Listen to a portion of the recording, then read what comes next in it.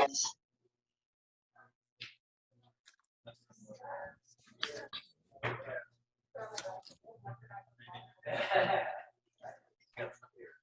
right. Hello, everyone. All right. So I hope everybody had a lovely holiday. Hope you guys got to enjoy some time with your family. I am going to just go right into attendance just because we have quite a bit to accomplish today. So if you hear your name, please say here or present. Catherine Barrett, Aaron Black, Catherine Bullard, Gigi Conte. We'll wait for her because I do know that she normally attends virtually. Jonna Drake, Gary Drake. Here. Yep. Tara Hildebrand, Lori Ward, Sarah Mayer, Mike Scholl, Jessica Schneider. Here. Goddard, Patricia Schweiger, Merlin Thompson, Shane Vick, Natalie Walsh. Excellent. So we'll wait on Gigi. If she comes in, I'll put a little check mark by her name. Now, all right. And then as far as agenda review, pretty self-explanatory today. We have a regular call to order. We will have public comment after this. And then we're going to have a sit down with Chief Ticer, ask some questions. And then if we have enough time, which I have a feeling that our questions will bleed into the agenda planning of our of that last item, and it probably will. You know, we do have the agenda planning at the end if we have enough time. With that, I want to go ahead and move for the approval of minutes for meeting 3. Are there any additional changes that anybody feels need to be made to meeting 3? Move to approve. I'll second. Okay, perfect. Those have been approved. All right, for meeting 4, are there any additional changes? What was that? For meeting approval or minutes approval, we don't have to vote, correct? That's correct. You're looking more for objections. You're okay. You're okay. All right. So for meeting 4, are there any additional things that need to be added to the minutes for meeting 4? All right. If there's nothing to add, I motion that we approve the minutes for meeting 4. We have a second. Those have been approved. For the meeting minutes on meeting 5, is there anything else that needs to be added to meeting 5? No? Okay, and we did fix the attendance for Gigi on that one. So if that's the case, then I motion that we approve the minutes for meeting 5. We have a second, it approves. All right, so next we are going to vote on a potential change to meetings being virtual due to COVID-19. I do know that cases are high in the area, so I motion that we move our meetings after this one to an online platform like Zoom. I have a question. Yes. How will we facilitate public comment? Because we could not hear public comment at all when we were remote last week. I will defer to Justine.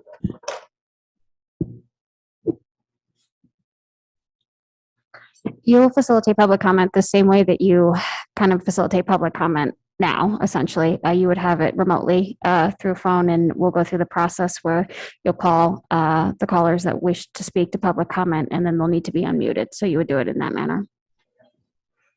Yeah, I just have a quick question. Is it going virtual? Is that following the recommendation of the Larimer County Public Health Department, or? Sorry, can you say that one more time, please? Are we receiving any direction from the Larimer, or has the Larimer County Public Health Department given any direction in terms of meetings or community gatherings? Is that what's precipitating this, or are we just doing it kind of reading the? We're doing it proactively. I mean, I do know that there are probably some folks here who are immunocompromised. There might be some folks here who may not be vaccinated. I don't know. But it's really just for the protection of everyone here. It's my opinion. I'm one of many. But I just wouldn't think that we should follow the lead of the Larimer County Public Health, in terms of public meetings. I mean, we do have the virtual option for those who are interested. I do think there's some value in being live, and so I'll leave it at that. But okay, Lori. I was Sorry, it's Lori Ward.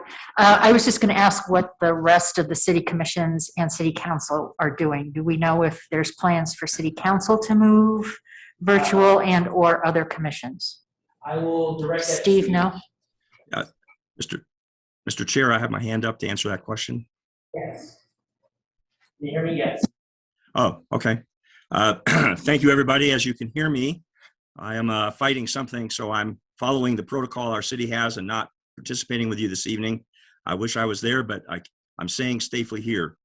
To the questions that were asked by Commissioner Mike Scholl, there is no guidance yet from CDC that we can see, nor Larimer County or the state, that's causing us to go into remote meetings, because our city council is still staying in a format of full participation around the dais, and they'll be there tomorrow night.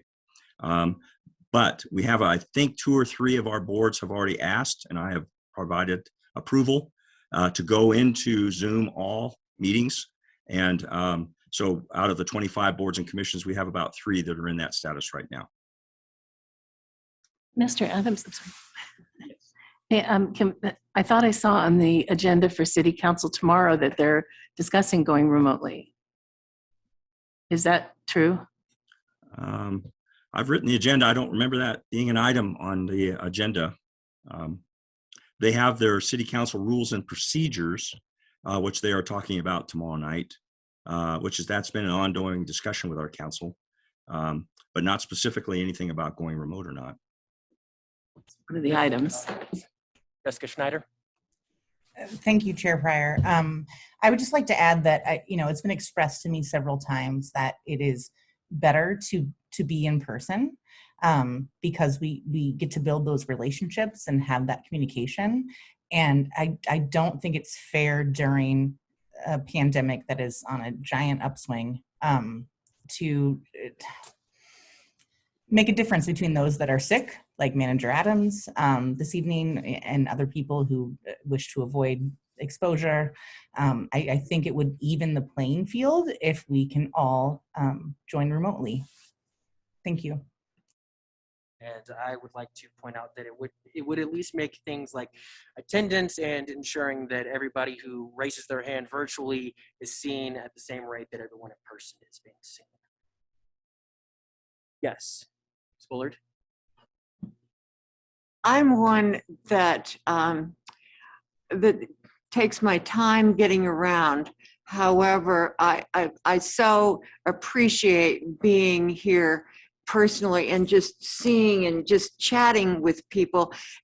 And I think since this is a new commission still, I mean, consider this is what, our 6th or 7th meeting. We're still getting to know each other and figuring stuff out.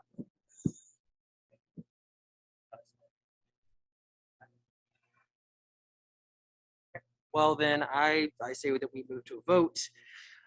So all those in favor of, oh yeah, you're right. Sorry, I motion to move our meetings to an online format. Second, okay. All those in favor of moving the meetings to an online format, please raise your hand. Aye. Right, all those opposed? Opposition is the majority vote, so we will stay in the hybrid format. All right, so that leads us to our next agenda item. Yes.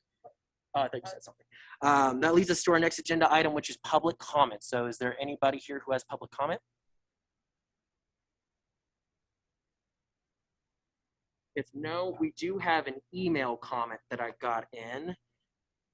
This is from a Bill Jensen. Dear Commissioners, I have attended several Community Trust Commission meetings when City Attorney Moses Garcia cautioned commissioners to avoid meeting outside of an official meeting. Unofficial meetings are not lawful and they violate the citizens' right to access their government. Recently, at a city council meeting, an irregular recess was called. There was a breakdown in order regarding one councilor's access to speak with Moses Garcia. Moses is not elected nor a city council member. He is employed at the pleasure of city council. Don Overcash motioned for a recess and it carried. Immediately, in chambers, city electees began an unlawful meeting which included Moses Garcia. Dark meetings are commonplace in Loveland government, especially via text. Many dark meetings run parallel via text during open council meetings. City council meetings are lawless and disorderly, which resemble a raucous locker room. I implore your commissioners to heed your calling. You must attend these meetings and observe directly your rights and trust recklessly ignored and discarded by your government. It is shameful and not acceptable. Very sincerely, Bill Jensen. Chair, you're going to want to call for a public comment on the phone too. Perfect. Yeah, I was just about to ask. Mhm. Are there any phone comments? Looks like we have some. Callers, if you'd like to speak, like to make a public comment, please press *9 on your phone or choose the raise your hand feature.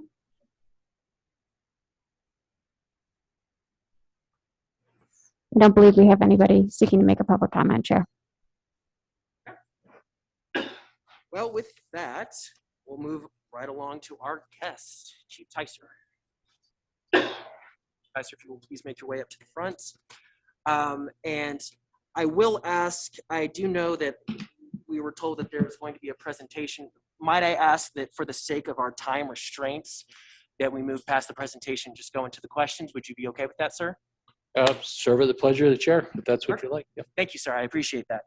And just so everyone around here knows, we're just going to go alphabetically. I think that that's going to be the easiest way to keep us in order and keep people from talking over each other and allow those who might be a little bit more docile to also get their questions in.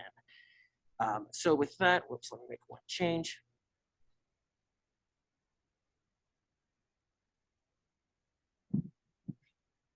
Chief Ticer, would you like to make an opening statement just to introduce yourself to the public? Sure.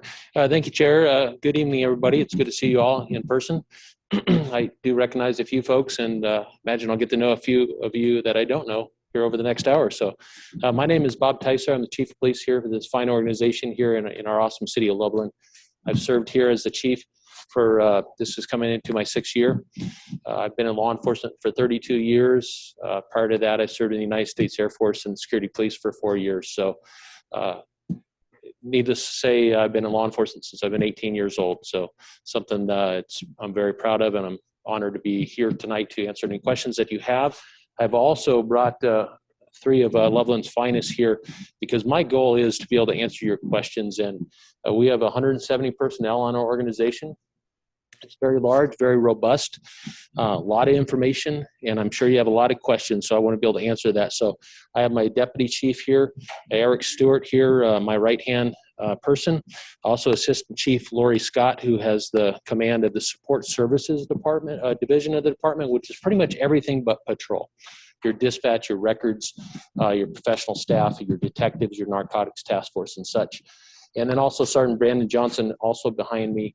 He is our training sergeant for the department, so has a wealth of information. I know you're going to have a lot of questions. I would anticipate that on training, especially when we get into topics such as de-escalation.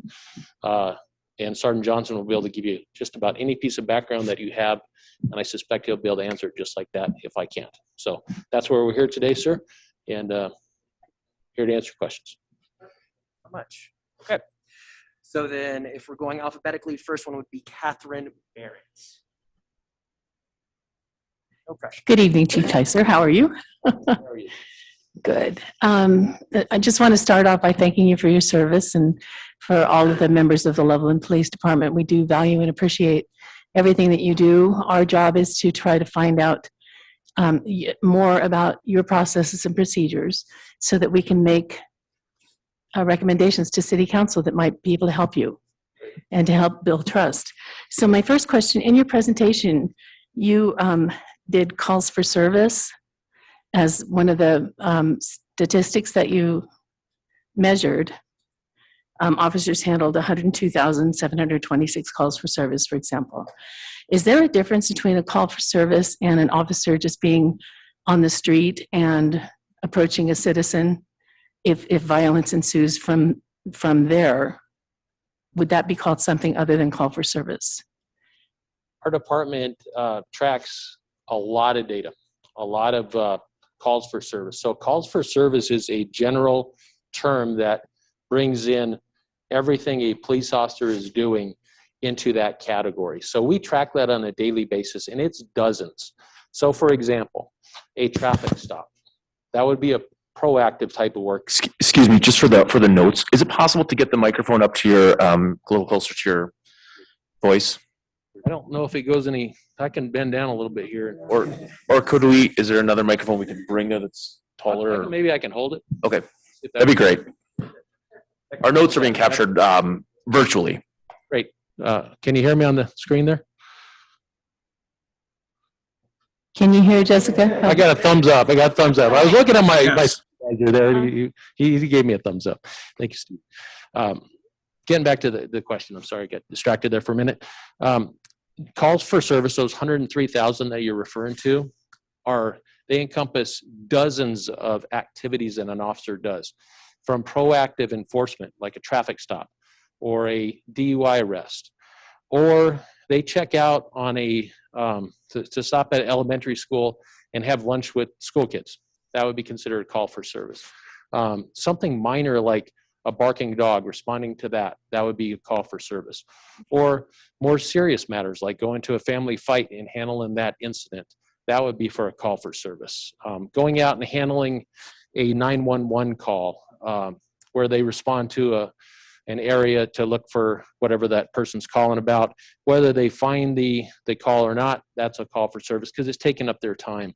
It can be everything that an officer does, whether proactive, on view, or dispatch through our dispatch center where the call comes in from a citizen, or a community member. So it's all of that.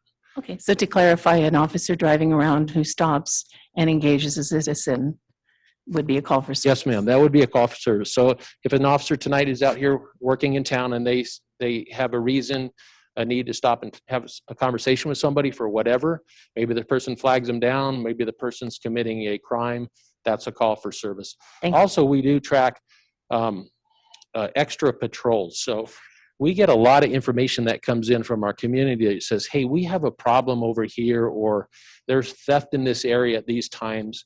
Can you have extra officers in the area? And when we can, we'll send officers over there to check on that. That's a call for service. During the pandemic, when there was so little traffic out there, 20 months ago or so, remember that when it was really quiet out there? Our officers spent a lot of time on extra patrols going into our supermarkets and our box stores to check in, and those are classified as well. Thank you. Sorry about that. All right. Whoops. Can I just make a quick Yeah. point before we go to the next question? We have so many people here and they all have multiple questions, and I'd like to just check with the commission themselves. Is it helpful? There's a lot of background and context, which I want to check to see. Is that helpful, or is your interest rather to get more specific, just very concise answers to your specific questions? I have 8 questions. Okay, so it sounds like what I'm hearing is that there's a preference for very specific answers to the specific questions without as much context. Am I getting that right? And okay, Jessica's also, okay, Commissioner. Okay, so that's just our request, just based on time constraints. Very good. Thank you. All right. Next is going to be Aaron Black. Yeah, just one at a time. Great. Thank you for being here. My questions all revolve around the commitments made to the public from your office or yourself during this last year, specifically in the summer of 2021. And the first one is in regards to a commitment made to the public by you was to update and improve use of force review process that will include faster response times and review by an assistant city attorney, as well as City of Loveland Human Resources personnel. And so I just want to follow up with you on that commitment and see where you're at on that. Thank you, Commissioner Black. We've moved our initial review of, you've heard the term Blue Team, which is a software system that we use to input data on use of forces or property damage, or cases that need to be reviewed. We've moved that from 30 days to 14 days for supervisors to get that review completed. And yes, we have incorporated an assistant city attorney and our human resources department into that process of reviews, which is an entire chain of command review.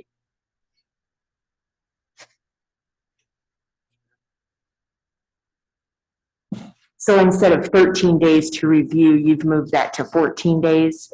It was at 30. At 30, okay.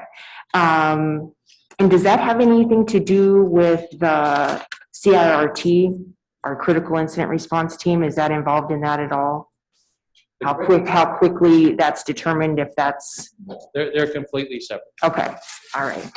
Thank you.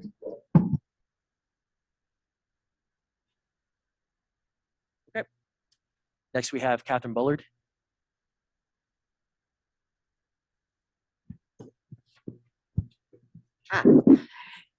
Thank you for being here, Chief.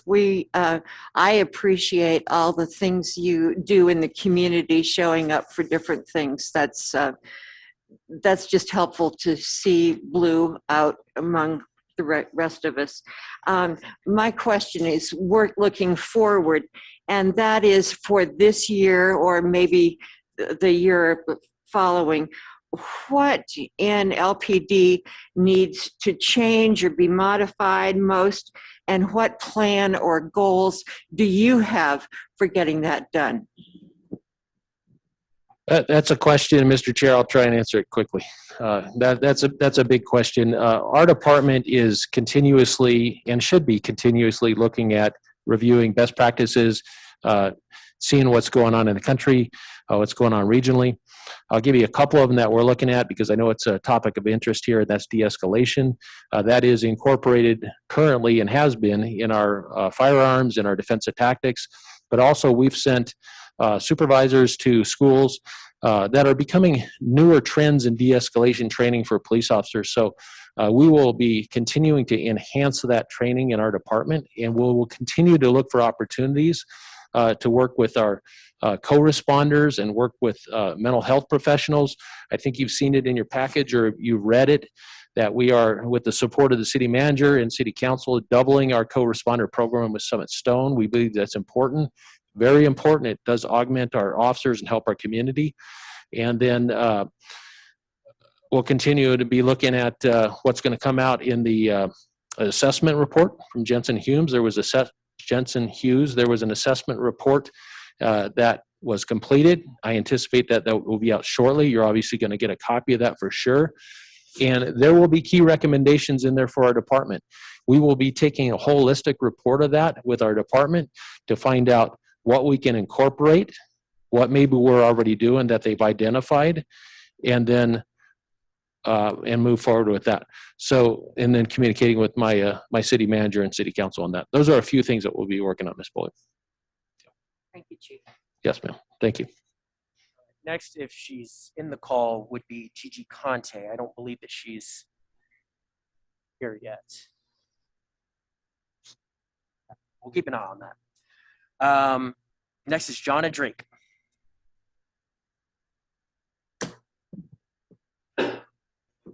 I have no questions at this time. Mary Drath is next.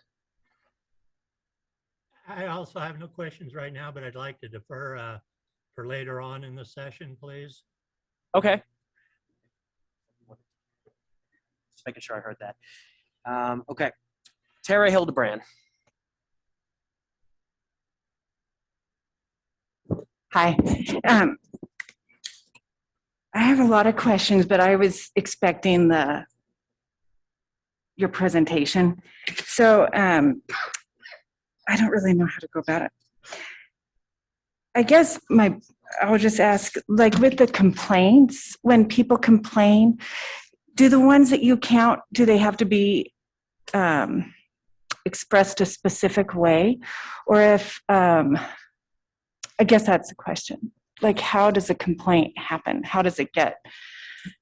Our department accepts any complaint, both anonymous or not, and we accept them in person, phone, email, through the website, third party, whatever the case is, we'll accept those. So they come in a variety of ways. It's just like the way we operate in community. Some people prefer in writing, some people want to do it in person, and we accept them any of those ways. So then if I did see there were 25 complaints for the whole year last year. So those included everybody like calling you, talking to an officer, phoning in, talking to the receptionist, all that. Like there were only 25 altogether. Those are going to be your serious complaints that we consider internal affairs complaints that we're seriously looking at. But on a day-to-day basis, we have community members that will call in a concern, and those are evaluated typically at the sergeant level and resolved. I'm sorry, this is probably taking a little bit longer. But so the whole purpose of this board and why I wanted to be on it was to build trust between the citizens and the city. And so I can only really speak for my own personal reason of why I might not feel trust.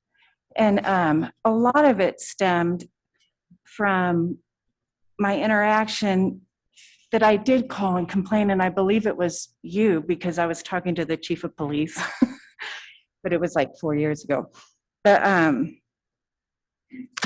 so, and what I was trying to get was for the city to have, like when you interact with people who have been victims of violence, is there any training for the officers in that area? Yes, ma'am. There's initial training for police officers on how to interact with people, including victims. And then from that point, as an officer grows in their career, they're going to have really on-the-job training, daily basis, interacting with people who have been victims of crime. We've also worked through our crisis intervention teams, which is a 40-hour block of instruction that officers learn how to better interact with people in crisis, which we are dealing with on a daily basis. Many times our officers are dealing with people in crisis on a shift. So we are constantly working on that. And we are always looking at new training. There's also some great online training. I prefer in person, but there's some excellent training sites right now that we're utilizing. Police One is one that we use, which we recently, everybody on the department attended on how to better interact with people with dementia. And so we're constantly looking for those type of ways to do better and to grow. And I can tell you, I will be completely frank with you, a 22-year-old person who's a police officer, who I was, compared to somebody that has tenure, they're going to have a knowledge of wisdom and information. And there's a good chance as they move in their career, they're going to build on that and interact with people even better, just based on those experiences. So we're definitely sensitive to it. Yeah. So, Sorry, Tara. Okay. If I might butt in. Yeah, this is. Just so the commission knows, if you have a follow-up question that pertains specifically to the question you previously asked, that's okay. I do know that we jumped topics, and that's on me, not stopping you whenever it originally happened. But just so everybody knows for the future, if you have a follow-up question that's specific to what you just asked, that's okay to continue with. But if it's a different topic, then wait until you get called again the next go around. And so with the next question, Sarah. Okay, thank you again for being here. My question is, how much daily interaction do you personally have with officers, and how are they able to access you? I know that there's a chain of command, but could they skip that if they have an issue with the person ahead of them? I have daily interactions with scores of members of our organization daily. Just today, I came on duty, earlier this morning. A lot of my interactions occur from my car to my office, where I stop and talk to officers to and from. There's a good conversation that occurs in that. I have officers stop into my office just to say hello. Sometimes they'll come in when they feel they want to bring something directly to me, and that's fine too. That door is always open. I had a meeting today, which is our monthly staff meeting, which I'm an approximate that we had 15 to 20 personnel in that meeting. I interacted with those folks for about an hour, and then we went into smaller groups from that point.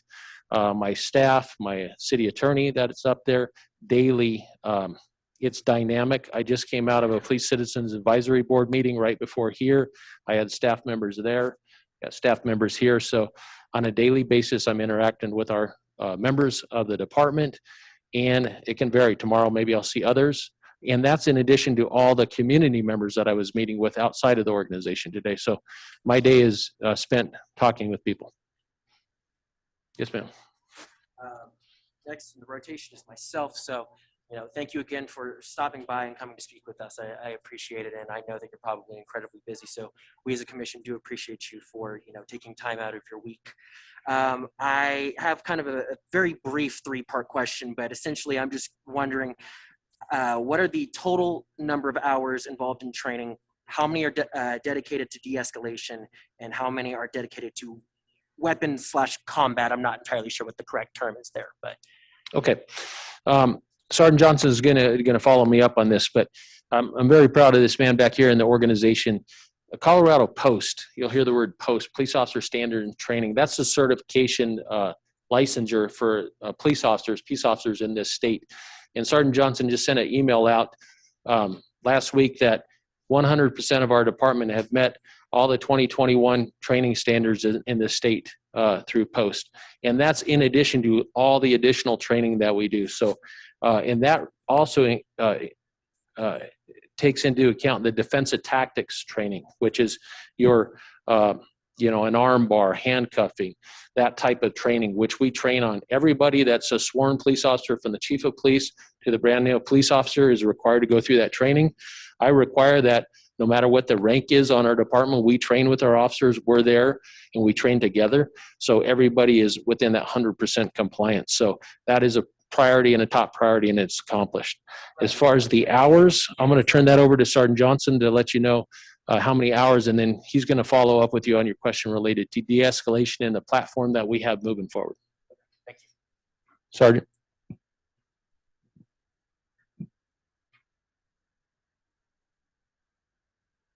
All right, good evening, everyone. My name is Brandon Johnson. I'm the Personnel and Training Sergeant. So the Chief was talking about post training hours, and these are state mandated training hours for every police officer in the state. So post requires 24 hours of annual training, and 12 hours of those 24 must be in what we call the perishable skills. So that's firearms, driving, and arrest control. So the other 12 hours of training can be in any other topic. And we've got a ton of stuff that we have to train on every year, like dealing with updating officers on field sobriety techniques and that sort of thing. The state only requires a small amount of de-escalation training. The state requires 2 hours every 5 years. Which obviously is a small amount.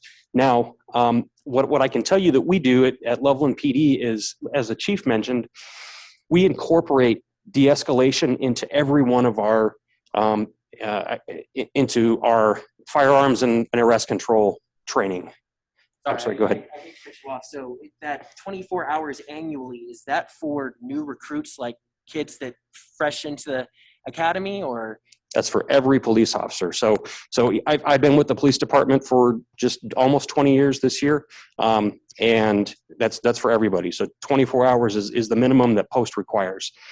Now we incorporate de-escalation training into all of our skills-based training. So when we do arrest control training, we incorporate a component of de-escalation training into arrest control, and we do that by when we do scenario training. Not every scenario ends with a use of force. Sometimes you might go into a situation and the person is in a protective suit, and you don't.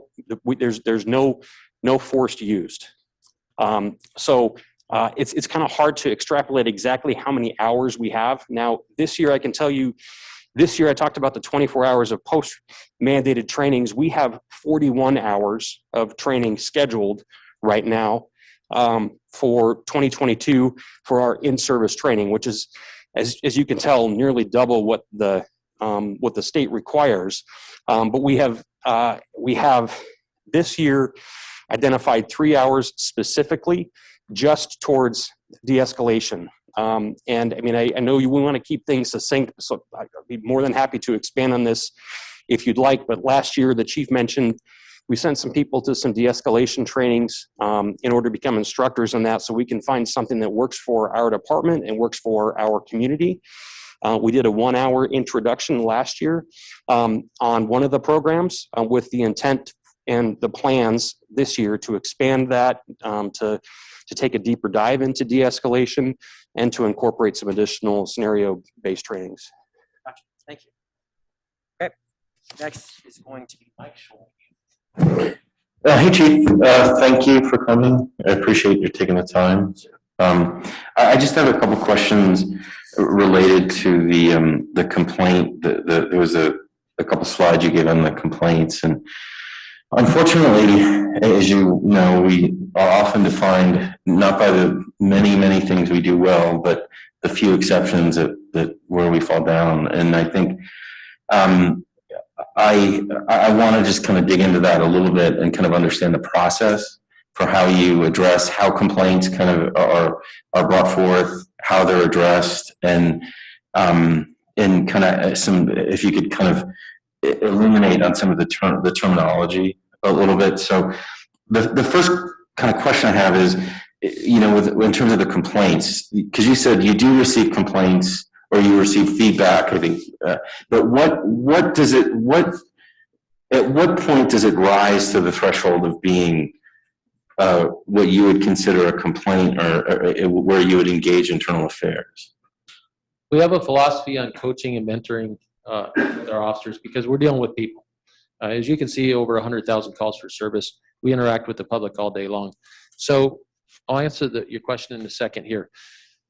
But for example, on a daily basis, we may get a call that says, hey, there's officers speeding up and down this street from the police department. You need to do something about it. So we'll address that. And those type of minor policy violations, that's serious. I understand speeding is serious, but a minor policy violation, we can have a counseling session with our officers and say, hey, let's get you on the right track. Let's not do that again. Officers make mistakes, and they'll make minor mistakes that we can work through. When it moves up into a serious policy violation, those are ones that are going to be investigated either by our internal affairs sergeant or a supervisor. But if it's serious, we're talking racial bias complaints, use of force complaints, criminal complaints. Those are the ones that are going to be going directly to our internal affairs to investigate. But your lower level complaints, let's say even policy violations like an officer backs into a fire hydrant, which new police officers tend to do. My city manager there knows that. Right. I was one of them. We address those, and oftentimes that's a mistake that we can handle through training, and it might be a minor reprimand, and we can move through it. And that can be handled at a lower supervisory level. So to answer your question, Mr. Scholl, is when those complaints come up, they get routed up, it comes to my desk, and I make a determination in consult with my assistant chiefs as to, does this rise to the level of an internal affairs complaint, or can this be resolved with a coaching and counseling session? And we move through that daily as we work through the day-to-day work. So then at that point, that's a sustained, not sustained, unfounded, or if it rises to that threshold, then I was just curious what the difference between sustained and not sustained and how that relates to unfounded or exonerate. If you could kind of shed some light on that. What I was interested in is, what is the difference between not sustained and unfounded, or not sustained and exonerated? Because to me, it sounds like if it's not sustained. The easy way to say it is, it was a policy violation or not. There are often times when complaints come in that a citizen says, this is my complaint. And it's true that happened, but it was within law or within policy. So we have definitions in our policy manual that specifies what exactly those state. And if you want, I can have the deputy chief or one of my folks back here get that. We could read that into the record, the exact definition. But the bottom line is, you either committed a policy violation and it was wrong, or you didn't, or you did and it was found to be the correct procedure. So that's the way we track it. And then one more question, then I'll yield my time to my colleagues. So at the point where you've gone through, a complaint's been filed, you've engaged it, and you've determined with your sergeant, your leadership, that this warrants further investigation, and it's referred to your internal affairs sergeant for further review, and that officer, the internal affairs, determines that it's sustained. There's some I don't know if it's violation has occurred. Then, and I'm assuming at that point, then there's some action takes place or some corrective action. But what I'm also curious about is where does that communication go? Because I know from the org chart that was provided to us, the city manager is the head of the city, and you are you're not a direct report to the city council. Correct me if I'm wrong, but then at what point does that then thank you. I'm just curious the communication tree that occurs, and that, or does it, or again, is that something that where you make a decision whether or not to advise further, or if you believe it's been handled and it, it's taken care of and it kind of it goes away. Does that am I making? Yes, I think I can answer your question.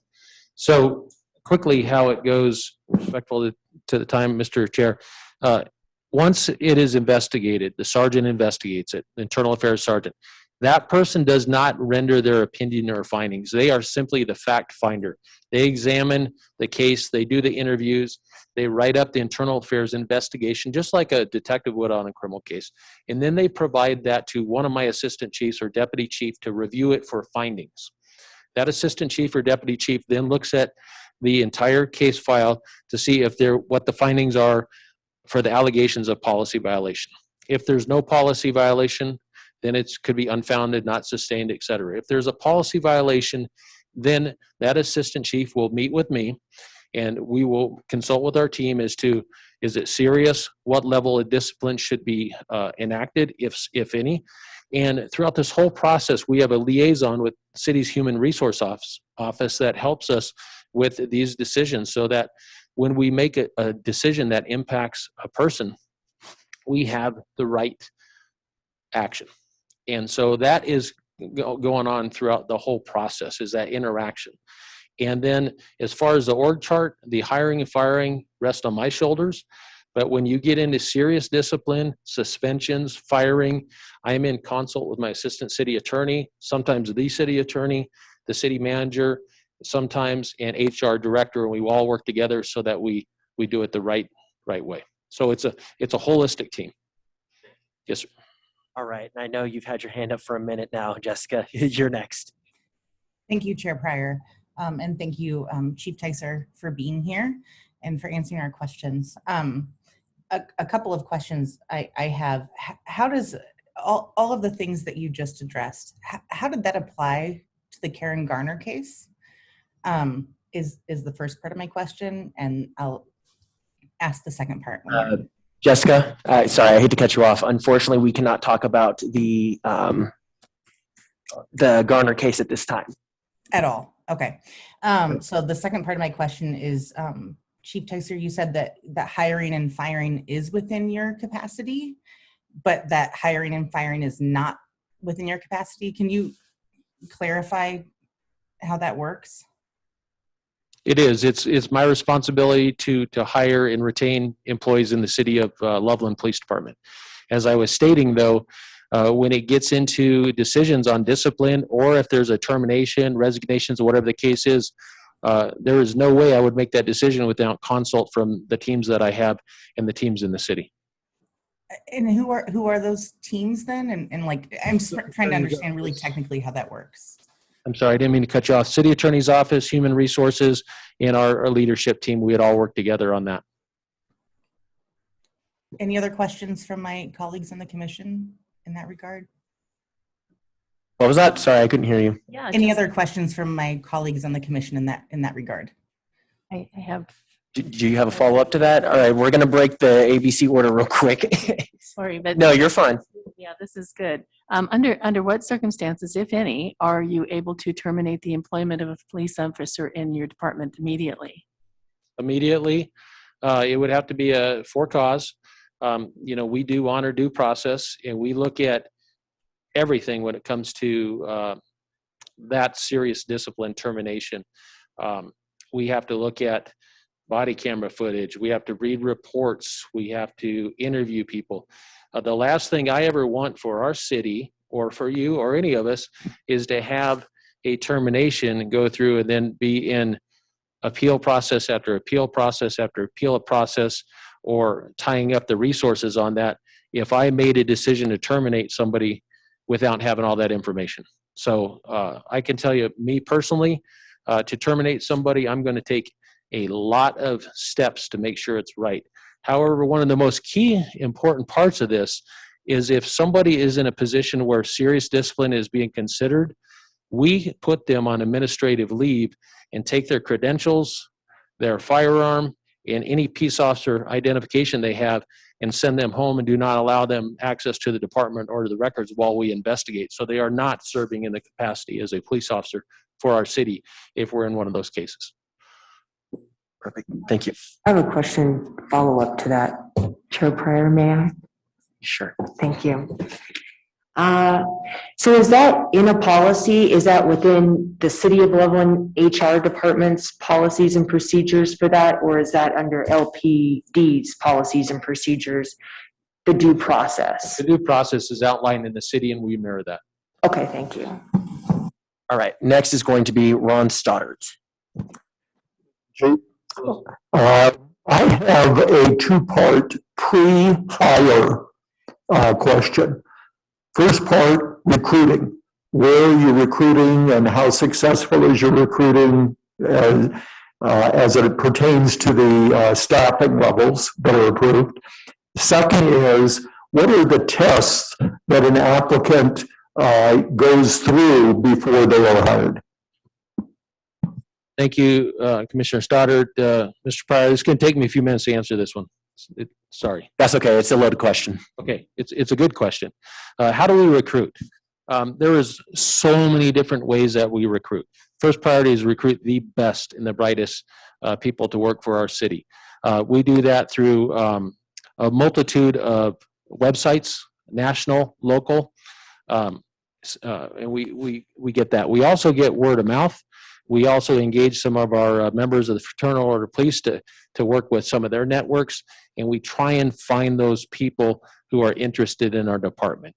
And it is a competitive market. Law enforcement agencies around the country are extremely low-staffed and understaffed right now, so it is a very competitive market to find people to work in law enforcement. So we have to engage our recruiting plan, which we have a significant recruiting plan that Sergeant Johnson has. It's multiple pages that articulates all those steps, and that's available. We can make sure you have that. It's very robust and awesome.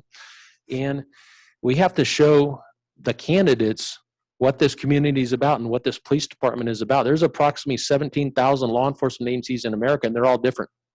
They're similar but different. And we want to find people that want to work here in this climate, in this culture here, so we can retain them and keep them, and they can serve our community. So we have to show who we are and what we do. We have to stay competitive, and our city's been really good at working with those competitive salaries and supporting us with hiring bonuses for certified lateral candidates, which we are now doing. So we're trying to find officers that are already certified. That's one. When I became chief here, that was the only type of police officer that was being hired was already certified police officers. And what I saw at that time, based on my experiences, we were missing a whole good group of people out there who want to be police officers that maybe hadn't had an opportunity to get to the academy yet. So I began hiring mostly college graduates, mostly local, I'll call them kids, young people, all ages, but a lot of very young people, and hiring them, investing in them, paying a salary, and sending them to the police academy, buying into this organization. Chief did that for me when I was 22 years old, and I hold that chief in that department at a very high level. So we've hired more than a dozen police officers that way. As a matter of fact, on Thursday, 3 new officers, or cadets, I should say, they're not sworn officers, we're hiring them Thursday, and they're sent into the police academy. So we're excited about that. It takes time, though. That academy is going to be 4 months long. And then they're going to come out and go through another 4+ months of field training. So it's an extensive process. So we're looking at certified and non-certified, all ages, all genders, all races, all ethnicities, looking for that diverse workforce. But we're looking for solid, ethical people. So what standards do they have to come into? That's set by the state, that they have to be 21 years old.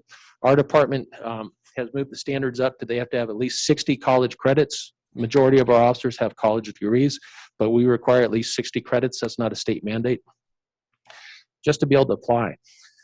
we have very strong and significant background disqualifiers dealing with drugs, arrests, backgrounds, all kinds of things that can cause an officer to, or a candidate to be dismissed prior to even getting to the initial hiring. So they come in, they take a written test, they go through 1 to 2 oral boards. We send background investigators out to their neighborhoods, regardless of where they're at. If they're in another state, we fly police officers to those communities, those states. They do door-to-door background investigations, employment, house visits, all of that to do the background investigations. Sergeant Johnson put one on my desk today. It was that thick by the time it got to me for final review, which entailed all of that. It entailed psychological written examinations. It entailed meeting with our psychologist down in Denver for psychological evaluations, and going through a polygraphic examination with our detective polygrapher. All of that occurs prior to the hiring. And I can tell you, our chiefs and myself, we don't sit around and not pay attention to the hiring process. We're involved in every hiring process.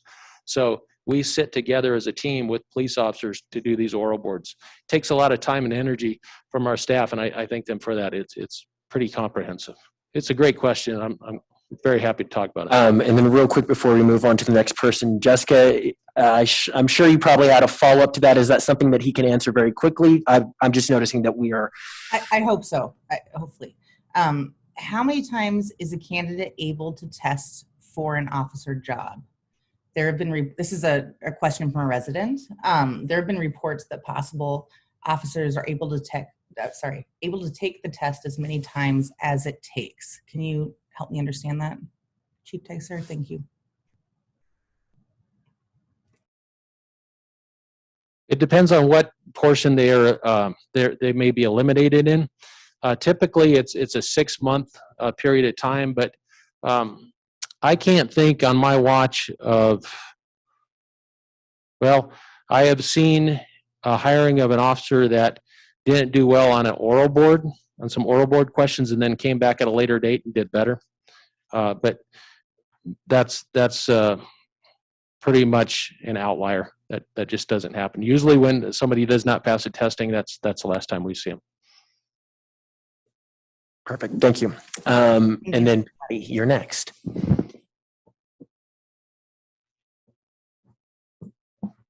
Hello. You had mentioned the psychological eval, the psych eval that is done before a person is hired. Do you see any benefit to having ongoing psych evals as an officer is with the department? Or is there access for an officer who maybe is struggling with anger management, something like that, whether, you know, their sergeant notices it or another officer notices it, that they have a resource that they can reach out to get help? Yes to all of that. Okay. Yes to all of it. And I am so excited to announce that we have on staff a City of Loveland employee now who is a clinical psychologist. Dr. Teresa Richards is our psychologist. Her door is about 20 yards down from mine. And when I was hired, I could not believe it. I walked in the organization and I was getting to know people, and I'm like, who's that? And they're like, that's Dr. Richards. She's our police psychologist. I'm like, we have a police psychologist? That is unique. That does not occur in the majority of law enforcement agencies in this country. So at that point, she was a contractor, but with support from our city manager and city council, we've been able to move her now just this year, 3 days ago, as a full-time city employee with benefits for our organization. Now we have 170 personnel. It would be impractical for her to try and meet 170 people throughout the year. So there's a variety of ways that she interacts with the public. First of all, law enforcement, in my experience, has moved way away from the stigma of going to see the shrink, going to see the doctor. When I came on, it was pull yourself up by the bootstraps. You're involved in critical incident, get back out to work. That's not the case anymore.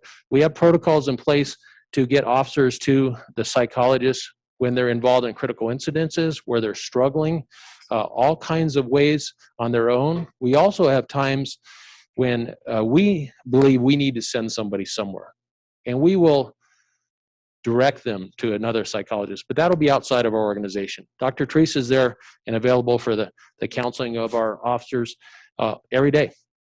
And that can be,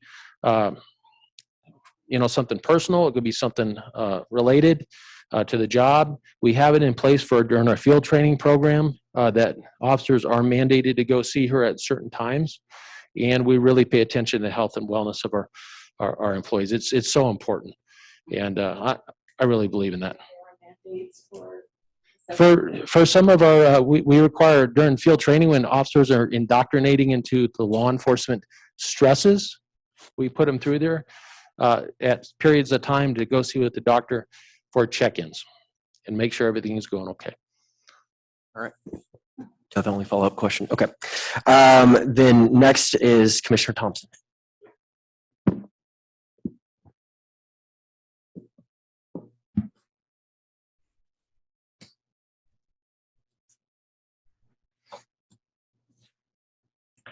Thank you, Chief, for being here. We really appreciate it.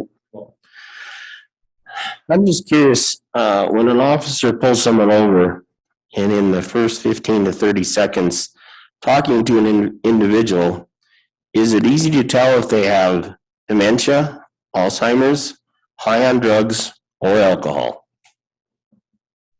Thank you for the question. That depends. It depends. I can tell you from my experience of working traffic, I spent 20 years at the Arizona Department of Public Safety, a state police organization. I worked a lot of traffic and stopped a lot of motorists. And I can tell you sometimes I identified a mental health crisis or a medical issue or a drug or alcohol situation quickly. Other times I didn't make that recognition until 5-10 minutes after the traffic stop. And probably there's times that somebody left and maybe I didn't recognize it. So it's all over the board. It depends on the person, depends on the experience of the officer. And but we really try hard that before somebody is released that we know that they're safe to continue down the road. Okay, perfect. You, sir. Commissioner Vick. Just one quick question. When the use of force happens, who is the initial responsible for filing the report of the use of force? Per policy, the officer that uses the force is required to make that notification through the blue team process up through their supervisor. But our goal is to have our supervisors in the field monitoring the radio, paying attention to ensure that that happens. All right, Natalie Walsh.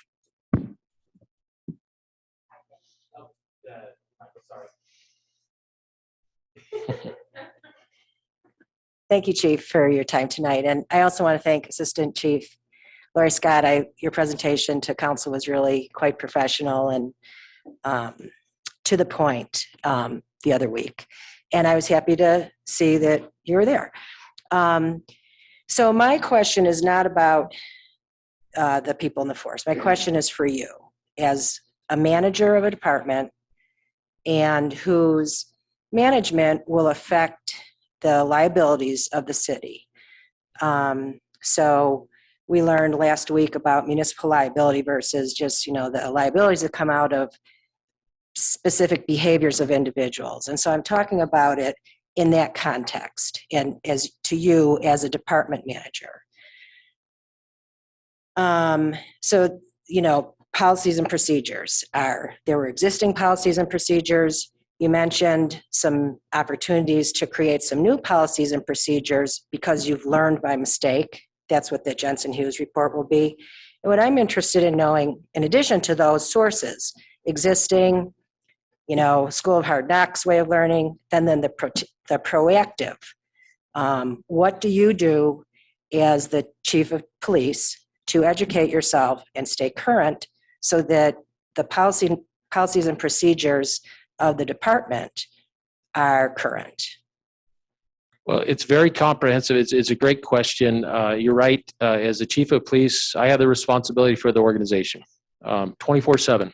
Obviously, I'm not there 24/7, but I rely that we have great leaders, great supervisors, great commanders, and great police officers who will do the right thing. That's not my question, though.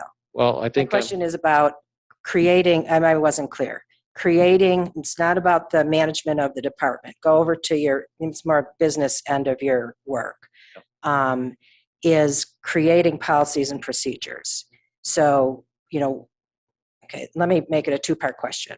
The first question is, who all is involved in making department policies and procedures, specifically by name and title? And then B, what do those people do to stay current? Because a policy from 1965 would be terribly outdated today. So what do all those people that are involved in, that you're going to tell us who they are, what do all those people do to educate themselves so that you're making good policies and procedures? Right. So to answer your question, we do not have outdated policies from the 1960s. We are a nationally accredited police department. Less than 10% of law enforcement agencies in this country are accredited. What that does is ensures that our policies and procedures and practices are to national standards, best practices. We have a accreditation manager who's also a retired lieutenant from a police department in a different state who has significant experience in accreditation. He manages that program, manages outside audits. Is that? His name is Jeff Burgess, and that is his responsibility. Now, who's involved in the development and paying attention that we have policies that are relevant, up to speed, to best practices? That's the entire team that we work on weekly. As a matter of fact, we had 3 policies today that were updated. And that includes my lieutenants, my sergeants, my subject matter experts, our assistant city attorney, our HR persons who help with that. Is a holistic team approach to ensure that we have those things in place and they're regularly measured, monitored, and to the national standards. Is it all within the police department, or is the city leadership involved as well? Assistant city attorney, human resources who are outside of the police department are resources that help us with that. And is the city manager involved? City manager is involved in obviously the supervision of me and the police department. So he's aware and supports our accreditation. I believe that he trusts that our department will maintain those standards. And outside of the organization, when we are assessed every year now on our policies and procedures, and those are by assessors from outside of our state who are seasoned police officials who look at all of that inside and out, write reports, hold us accountable to hundreds of standards. And then every 4 years, I'm in front of the full commission of CALEA to answer questions and make sure that we're doing it the right way. Of what, CALEA? CALEA, that's the acronym for Commission on Accreditation of Law Enforcement Agencies. So with respect, let me understand, I'm just trying to get the lay of the land here. You report to the city manager, right? Yes, He's yes. the only one who evaluates you. Well, I think you're all evaluating me. Well, I think the community evaluates me. I think the police department I know, evaluates but I mean, you know what I mean? You know what I mean? me. He's my direct supervisor. Okay. So, and he is not involved actively in creating the policies and procedures, but he is aware of the fact that other people provide the accreditation, and somebody, I'm not sure who, I guess it's within the department, is telling him that you guys are doing great. I don't mean, I'm just making it shorthand because I don't want to. That's correct. The person that signs off on the policies and procedures of the department is the chief of police. I happen to be that person right now. The city manager has directed me, and the previous city manager hired me to lead that organization and be responsible for that specific portion of the city. All right. And then Natalie, real quick, we do have a follow-up question from Sarah. And Lori, I promise we'll get to you. I'm so sorry. I appreciate your patience. So quick follow-up on the policies. You said that you changed or updated 3 recently. So when they're updated, how are the officers trained in the new policy, and then who holds them responsible for ensuring they've learned a change has happened? That's a really good question. There's a software system called Power DMS that we use, and it's a management tool that we use for tracking training and tracking our policies. So, and tracking old policies, new policies. So any policy that comes out, if it's a significant change, we do that in briefings. We do that in some of the training that Sergeant Johnson talked about. Or if it's a minor change on a policy, sometimes a wordsmith or something like that, it's just simply signing off on it through that Power DMS. But every policy that is updated, changed, or new to the department is in that software system. So an officer has to go in and read it and sign off on it, and then it's tracked and they're held accountable to that policy. Yes, ma'am. All right. And then last but certainly not least, Lori Ward. Thanks. Thank you, Chief Ticer, for being here tonight and answering our questions. Yes. The beauty of going last is everybody's already asked a lot of my questions. So the only thing I really want to know right now is the Jensen Hughes group did a couple of community forums. They did one virtual, one live, and then you did some follow-up where you had specific stakeholders, correct? I see that kind of as an opportunity to help the department build trust with the citizens. So is there any plan in the future to do that kind of thing? Maybe not through Jensen and Hughes, but through the department or through other city agencies to continue to do that kind of community outreach. Not outreach isn't the word I want, but community forum kind of thing. Yes. Thank you for the question, Commissioner Ward. The answer is yes. We can always do more community outreach. And we are planning to do that. There's a whole variety of ways to do it. We do a lot of it, community outreach right now, maybe not in a formal town hall so much. We do it in fishing derbies or Santa Cops or all the other community programs we have, but those are a little bit different. What I think you're asking for is opportunities for me, for others in the organization to be in a room, let's say, and have direct conversation with people about what do you need? What do you see? How can we do better? You know, how do we work better? How do we build this trust? So our plan is to do more listening sessions with our department, not an outside source, but making us available at the department or going to the person's place of residence or business or wherever that is and meeting. So you're going to see a lot more activity from our organization in that area, and we should be doing that. And what I liked about that is that it was, it felt safe for the most part, that you could, you could say what you wanted to say and you weren't going to get feedback from somebody else that, that could be viewed as maybe defensive or whatever. So I personally would appreciate more opportunities for that kind of thing. Thanks. Thank you. All right. And guys, real quick, just because we are running low on time, I'm sure that we, let's just do this. I motion that we extend our meeting an additional 30 minutes, just so we have more time to ask questions and we can still, hopefully plan our agenda at the end. Didn't we already go to 8:30, so to 9? I don't believe we ever voted 8:30. Oh, it failed. Okay. Yes, correct, it did. Yes, so I'm motioning that we stay until 8:30. Second. Okay, we have a second. All in favor, please raise your hand. 1, 2, 3, 4, 5, 6, 7, 8, 11, 12.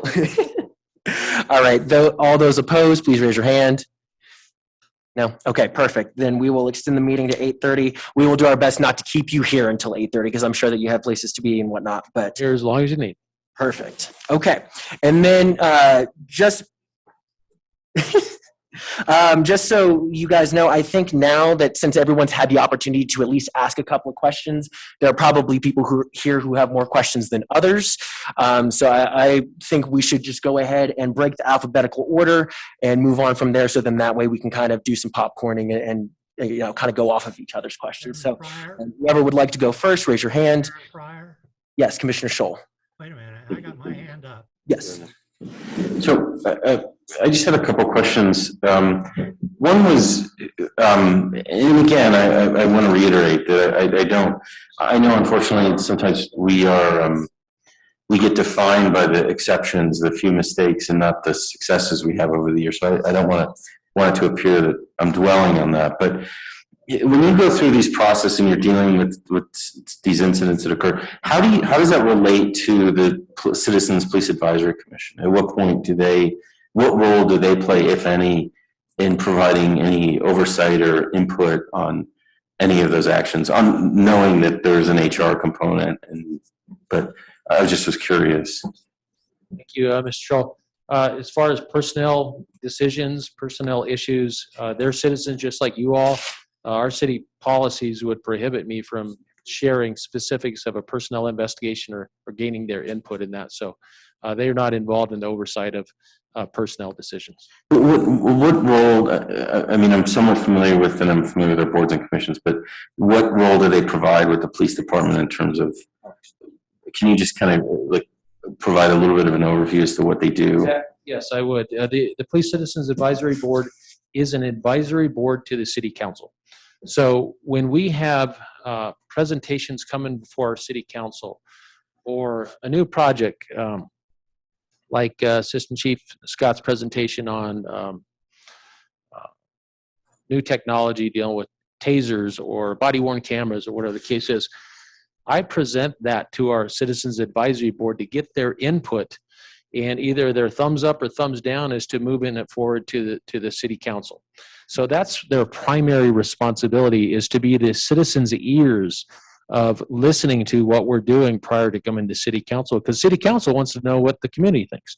So that's one. Today, we met, they were meeting when I left. One of my other assistant chiefs was still there handling that meeting, so I could be here. We were focusing today on conversation about sharing information in the department. A lot of the dialogue that we're talking about here, so that they could communicate that to the public as to what's going on in the organization, what our philosophies are, what we're working on, where we're moving, what direction we're in. I will tell you, I told them I will share with them the assessment of the department when that comes through, and I'm going to make sure they have that at least a month in advance so they can digest and have that information and then be prepared to give me advice as to what they think about that and how we can move forward. So it's not only there's statutory requirement to advise City Council, I want to hear what they have to say and make sure we're on the right path with what we're doing. So those are their primary functions. Thank you. All right, we're going to go Gary, Catherine, then Natalie, and then I'll interject myself after Natalie. Am I up? Gary, is there any way you can speak up a little bit for us? Nope, I'm as loud as I can get. Okay, well then we will be very quiet to hear you. All right. My question is a follow-up or carry on with Commissioner Schneider's question relating to the hiring and firing of the police force personnel. You mentioned you have a team. If you decide that you have an officer that warrants being terminated, you have a team that you go to, which includes the assistant attorney, the HR department, and that. Is there any one person in that chain that can nix a firing? And then have there been any instances where you have been successful in firing a police officer? And are there instances where you have wanted to, but somebody in that chain or the whole process has overridden your desires? Did you get all that, Chief Ticer? I think so. Certainly those people in here who have better hearing than myself, if I didn't hear it right, please let me know. What I heard. I'm sorry, just for the sake of the notes, and I think just clarity here. I think what I heard was questions about when the sort of the serious or immediate firing processes. The question sort of who are the team members, and then also looking at were there anybody who in those teams that had ever intervened and stopped a firing, and then also were there any situations when that process happened and was successful, as in that there weren't any issues raised by the team. Is that what others heard? That's what I heard. And also, was there any time when chief's issues desires to fire someone was not allowed, say? Thank you. Thank you for the question. The decision to terminate or not terminate rests with me. And has anybody said no or yes? I take advice, I digest that information, and I make the best decision I can based on that. So nobody has said, do not do this, or to answer this question, no. That decision, every personnel decision rests with me. But I do support, or I do seek support from the many people that I talked about earlier. Okay, thank you. But you didn't answer the part about, have you fired people and have you wanted to fire people and the team said no? I do believe that he answered that and said that there hasn't been a time, if I'm correct, there hasn't been a time where you've wanted to fire somebody and somebody told you no, correct? Final decisions that I've made as chief of police on personnel have all, the final decision has been with me and has been supported by the city. Okay, thank you. All right, then next we have Catherine. Yeah. And actually, just real quick, oh, never mind, he took his hand off. We're good. Okay. I feel personally that that your officers need more support when it comes to instances involving people with mental health crises. Wanted to find out, do you consider addiction to drugs and alcohol a mental health crisis? Who, if so, who is called in to help an officer with an interaction with someone like that? And you also mentioned doubling the mental health resources. If I'm not mistaken, that means we went from 2 people to 4 people to support your entire department. Yes, ma'am. Okay. If you could address. Sure. The first part, I don't know if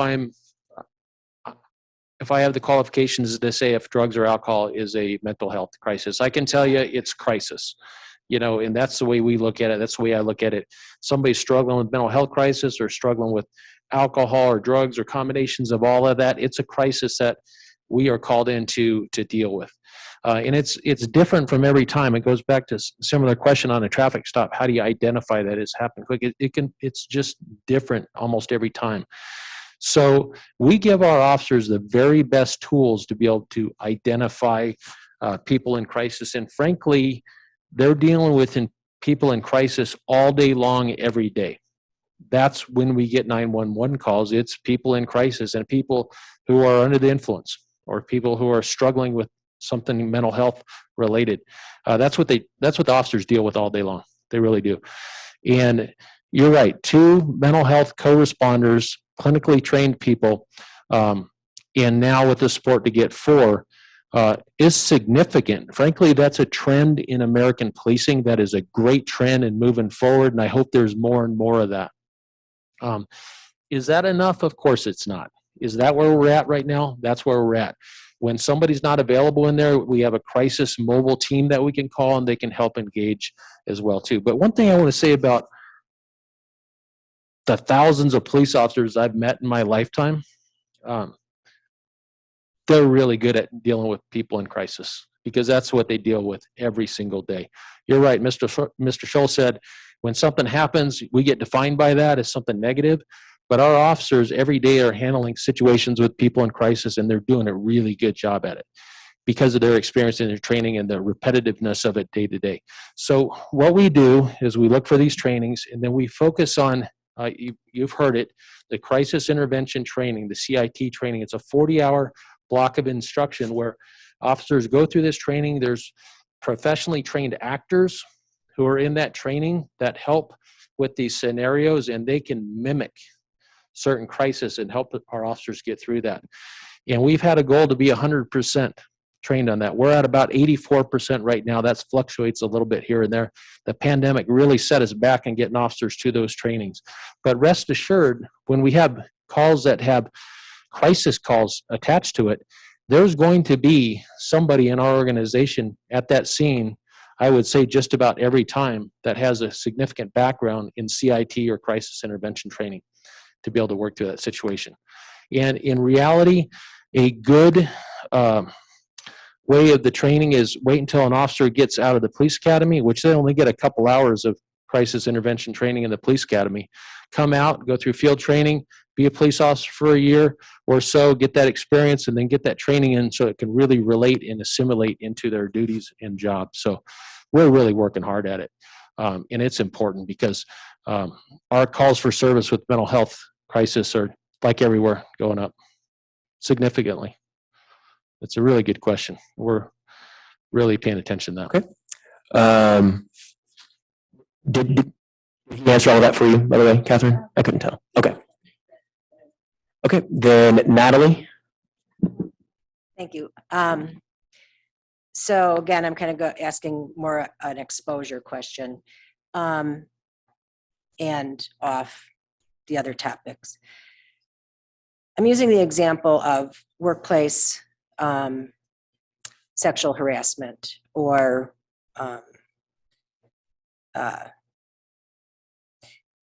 what is your department's policy, or how do you handle when two officers are dating, or if there's perhaps unilateral interest from one officer to another, supervisor issues, stuff like that? What is your policy, and how do you actually handle that interpersonal relationship issue within the workplace? Right. Are you asking the first part? Were you asking about if we have a complaint on sexual harassment or something like that? Were you asking that? Well, there's a spectrum, right? From, just,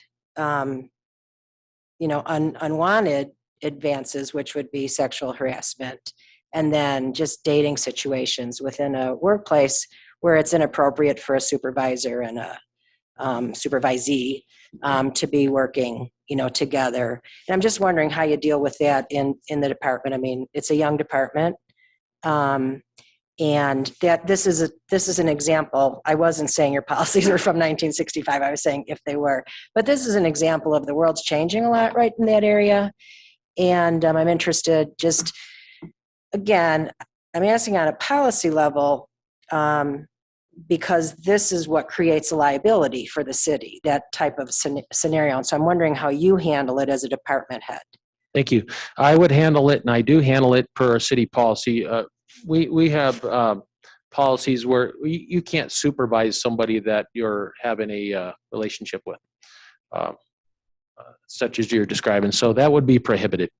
As far as dating officers, professional staff, they have the right to do that as long as it does not interfere with their work. So we honor that. Yeah, sexual harassment, any of that, those are handled through human resources. But how was the first one, the second one sounded the same to me, so I missed. No, only the supervisory subordinate relationship. That would be prohibited by policy, and it would be addressed. The other one is, let's say you have two people of equal work status, same job classification, and they wanted to have a relationship. That's not prohibited, and that's not something that we'd be involved in, or I'd be involved in, unless it became something that caused issues or policy violations within the workplace.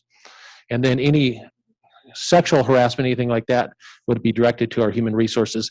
They handle those complaints for the city. Thank you. You're welcome. All right. So just very easy yes or no question. Are there any city officials whom Manager Adams might report to that you have developed a friendship with outside of city government? Yes. Okay. Yes. Aaron? Thank you.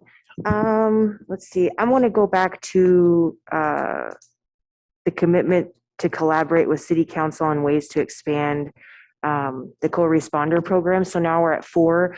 So does that give us 24/7 help, or does that not yet get us to that point? We're working there. We're in the process of getting those too. So that's forthcoming. That's partnership with Summit Stone, because they're going to be their employees. They will not be they'll be contracted with, per se. They will not be city employees. So we're working to get those right now. The answer to your second part of the question, no, it won't give us 24/7 coverage. However, we will, as we do right now, even with just the 2, we put them in times where our data is showing we're having the most crises. So 3 o'clock in the morning on Tuesday night is not a typical time that we would I mean, we could have a crisis then, but that's not the time when we're having it occur most often. So we try and have them out when their calls are going to be there. But no, it won't be a 24/7. That'd be awesome if we did though. Right. Do you anticipate that being able to fulfill that within this calendar year? Well, no, not in this calendar year. What I would like to do is get these two in there, get us 4, see how that's working, keep moving, and then continue to engage with my city manager and city council and see what we can do from there. But I can tell you, talking to the CEO of Summit Stone, he has expressed some comments to me in the past that there is opportunities for some grants out there to fund these type of positions. So maybe we can leverage another funding model out there to bring in more co-responders. That would be wonderful. The second part of that and the reality of it is trying to find those co-responders. It's just like the crisis we're having in hiring police officers in the nation, to find people who will do that job and do it the way we need them to do it. There's not a lot of them out there, but we'll keep working. Thank you. And then to the grant aspect, does LPD or Summit Stone track how that program is diverting from incarceration, instead of, maybe it's de-escalation at incident, or going to the ER, or detox, or potentially a mental health facility versus incarceration?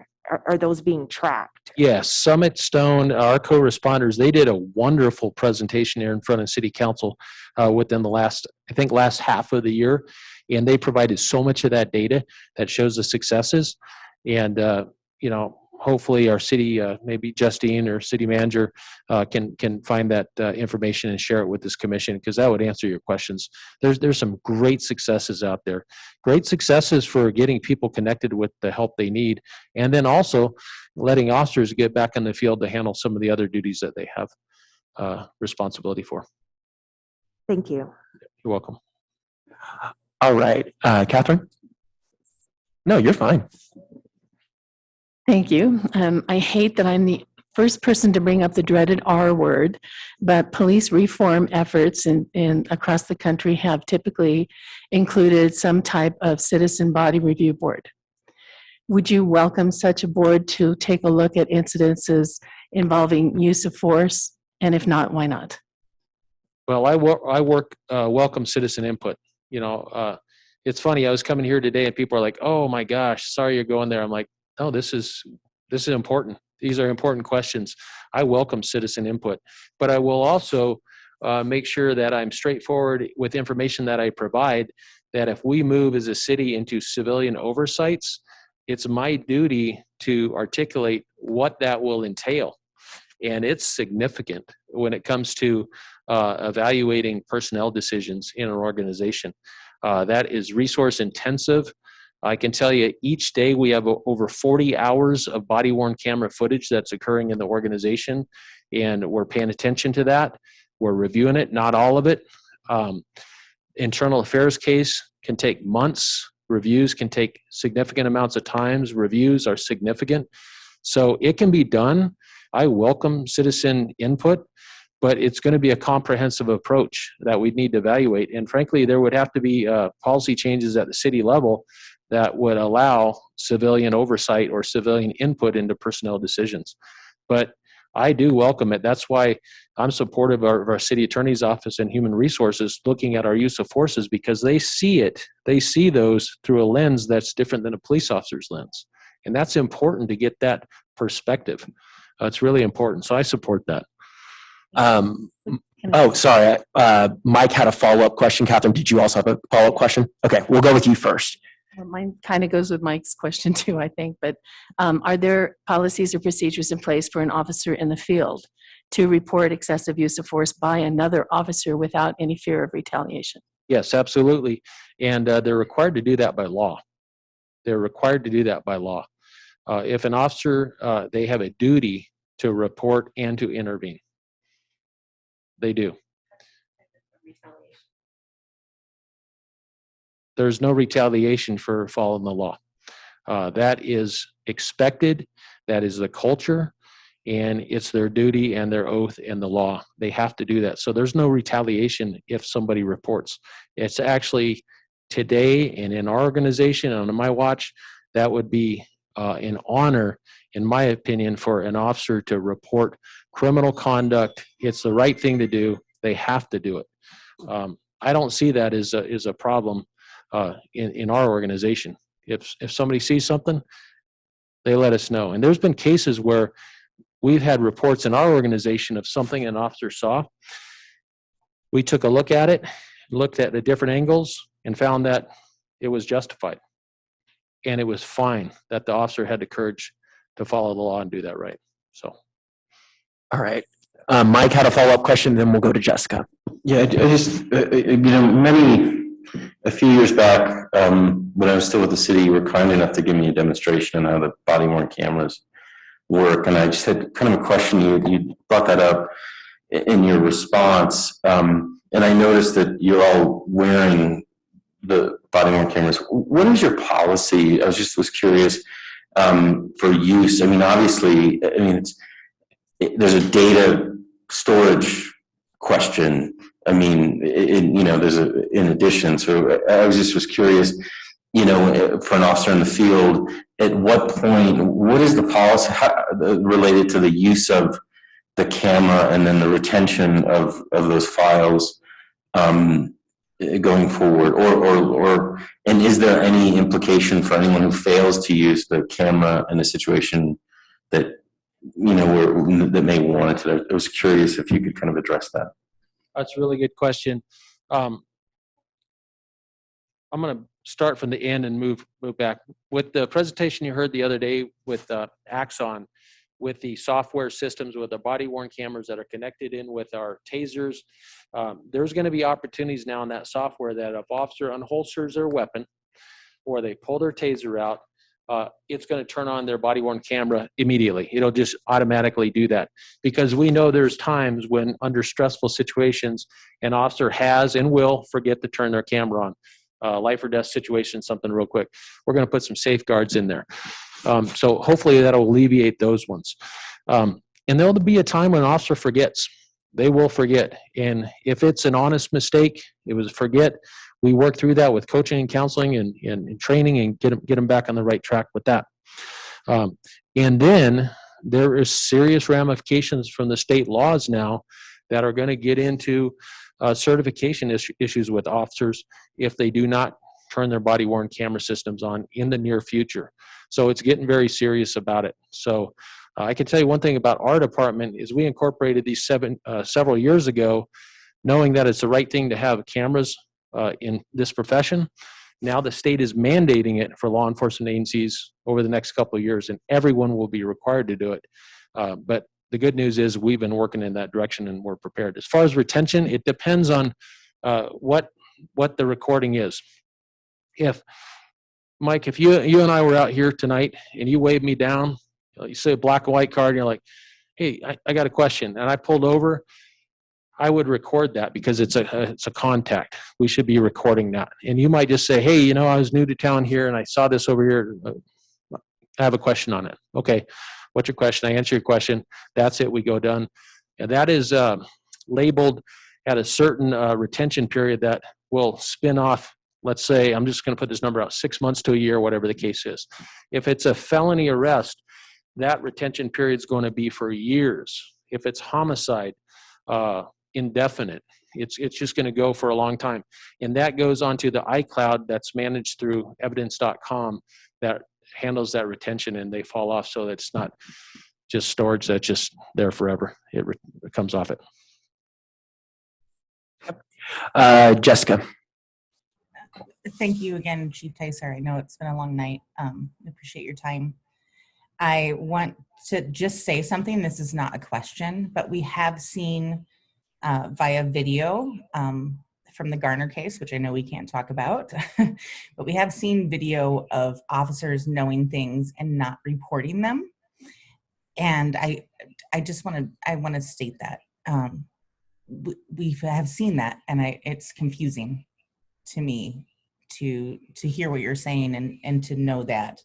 My question is, can we invite you back for some more questions because I think we do have more questions. And I would appreciate your time if you're willing to give some more. Yes, yes, you can invite me back. I'm here. This is the community that I work in, and always happy and honored to be here. So please do. Thank you. Can I make that motion, Chair Pryor? So yeah, we should just go ahead. I motion that we go ahead and extend another invite to Chief Ticer, obviously date TBD, but I vote that we go ahead and extend a second invitation. Second, okay. Just discuss that real quick. Yeah. I mean, just out of respect to the chief and his department, I think I just would like to put a little bit of parameters around that because I think, you know, I want to be respectful of his time and his contribution, you know, and I think we had discussed at the last meeting that we would invite him to come and kind of address on the Loveland Police Department policies and procedures and training, which we have, and I'm very grateful that you've made the time. But we would like to follow up at when the report, after the Jensen Hughes report, so that we can kind of have follow-up questions with that. So I don't want to, I just wanted to be clear, you know, we're not going to ask you to come every 2 weeks to come kind of answer questions, that we have that it's purposeful and it's a valuable use of your time and our time. So. Yes. Thank you, Mike. Yeah, and that's why I said to be determined, because I'm sure that we will probably have fresh questions once the Jensen Hughes report comes out, and we can speak about things like the Garner case. So, yes, Tara? I just had a question because kind of what Mike was talking about. I was under the impression that we'd get a presentation about certain, like how the policies go. And I was really curious about the SRO program. But it's hard, at least for me, to come up with one question to get an understanding of how that all works. So I wasn't sure if we invite him back, is it going to be just like this, or were we passing on the? Yeah, right now we're only passing on a second invite. You know what the meeting will pertain to. I'm sure we will have a meeting about beforehand, but I don't want to just set anything in stone right now with the motion. Hold on one second. Ron was next. I think it might be more appropriate for us to make that motion. Make the motion an invitation after the report is out and after we have an idea of what it is that we want to invite him back to do. He's been very gracious in saying that he's open to that, come back. So I'm not sure that we should be under pressure to extend that invitation tonight. That's fair. I was just going to suggest to Tara's point that if you're open to it, that if we have follow-up written questions that we can, through the city manager, that we could collect through the chair or through our facilitator and just email and just get kind of a written response, if that's okay. I mean, I know there's probably others may have some additional questions, and if we could just kind of email them to the chairman or to Jeff and then just forward them for response as opposed to kind of invite. I think that might, I don't know if that's acceptable to, but I think it just is a suggestion. Judging by Attorney Garcia's head shake, I assume that is not allowed. Commissioner, Chair Pryor, one of the things that we've talked about is the importance of it coming through the group as a whole and a group approving the questions. The problem is if there are 16 members all peppering the chief with questions, it could overwhelm the system there. Yeah, I was not talking about kind of us sending it to individually. I was saying us aggregating them through the chair or through our facilitator and then submitting those formally as a body to the chief is a follow-up. I mean, maybe we could even have a discussion at the next meeting. I was certainly not suggesting that we all kind of individually send him questions. Okay, well, and I think that, Commissioner Shull, that's a great idea if you all want to put together a group of questions, and then together as a group, you approve those questions for forwarding to the city manager as a recommendation for him to have the chiefs, answer those. Perfect. Thank you. Okay, so I am going to just go ahead and table this motion for a different time because I liked Ron's idea. You have already said that you're open to the idea of it, and that's really all that we need at this moment in time. And then I would venture to say we have time for about 2 more questions. And so I am going to go with Sarah and then Tara, because I know Tara had some SRO questions. No, you want to wait? Okay. We'll go Sarah and then Aaron. Okay, so I have kind of a more generalized question. I know that in the past year, there have been staffing issues everywhere. And there's been more mental health issues because of staffing issues and other things happening in our world, right? Like more stress. I feel like there's probably a feeling of like less safety for officers in the field because of some other events that have happened also. So how do you deal with morale issues that come up when officers feel unsafe or are overworked? I mean, yes, there's limits to their work, but if there's less staff, they're going to have more work. So how is that dealt with, and how are they supported? That's a great question. You know, being a police officer it's a difficult job. It's gotten more difficult. To answer your question, how we do that, we pay attention to morale. My duty and my job is to make sure the officers and our professional staff have every piece of equipment that they can to keep themselves safe. So that's going to be number one. And the city supports us on that with our cars, with our equipment, with our vests, with the support for the body cameras and the tasers and all that. We provide them those resources. We have an opportunity to train at double and more training standards to make sure our officers are safe. So we really work hard at that. As far as morale, we really work hard at sharing community commendations with our officers. And I'm not going to sugarcoat it. Police officers in this country, right or wrong, have felt additional stresses in the last couple of years. We know that. But I can tell you, watching this community, now we're talking about a lot of the negatives tonight, and those need to be talked about. They do for sure. But overwhelmingly in the Loveland Police Department on a day-to-day basis, we have community members peppering our department with thank yous and appreciation of our officers. They get it in the field, we get it in emails, we get it in support, cookies, food, whatever the case is coming in the department.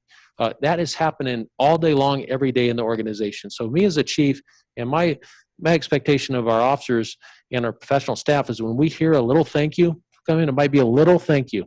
We share that with email with the department. We share it and we say, hey, just want to let you know, Mrs. Jones down here said they really appreciated you helping them out the other day or taking the phone call or whatever the case is.